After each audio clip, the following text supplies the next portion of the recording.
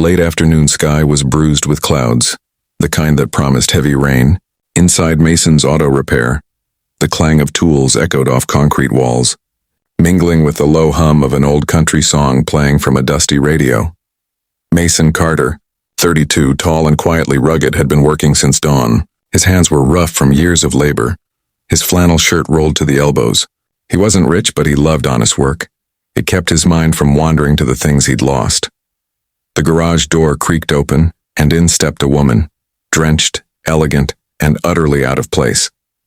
Her heels clicked against the floor, her designer coat soaked from the rain. Mason blinked.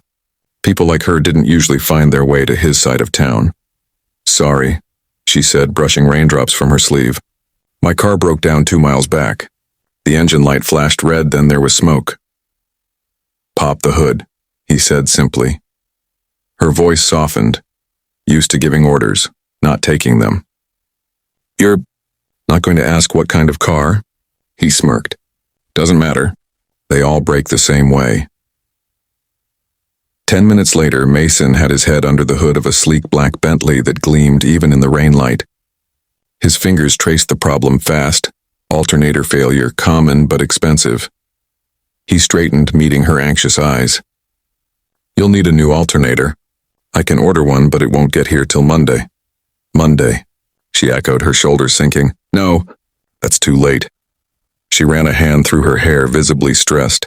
"I have to be in Crestwood tomorrow evening. It's—" She stopped, glancing at him as if realizing she didn't owe him an explanation. "It's personal." He tilted his head, studying her. Her voice carried weight, the kind that comes from commanding boardrooms, not asking for help. But right now she looked fragile. "Sorry," he said gently, wiping his hands on a rag. "Wish I could help faster." She hesitated, staring at the puddles gathering near the tires. Then, almost to herself, she murmured, "Maybe you still can." Mason frowned. "How?" When she looked up, her lips curled into a nervous smile. "I have to attend my ex-fiance's engagement party tomorrow.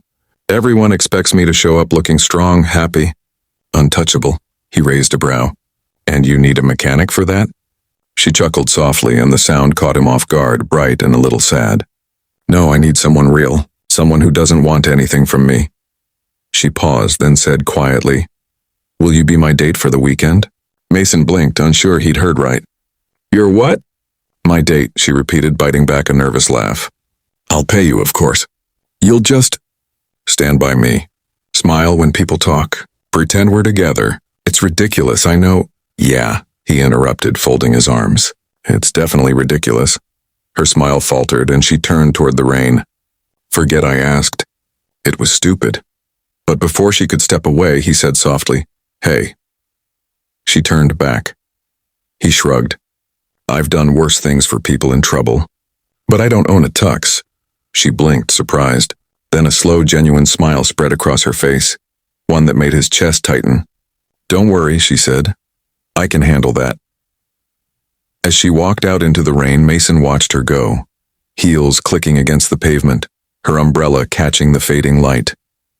Something about her lingered, not her beauty, not her wealth, but the way her loneliness had slipped through her polished voice. And somewhere deep down, he knew this pretend date was going to be anything but pretend. The next night, the Crestwood Grand Hotel gleamed like a castle of glass and gold. Guests in designer gowns stepped from limousines, flashes of cameras bouncing off the marble steps.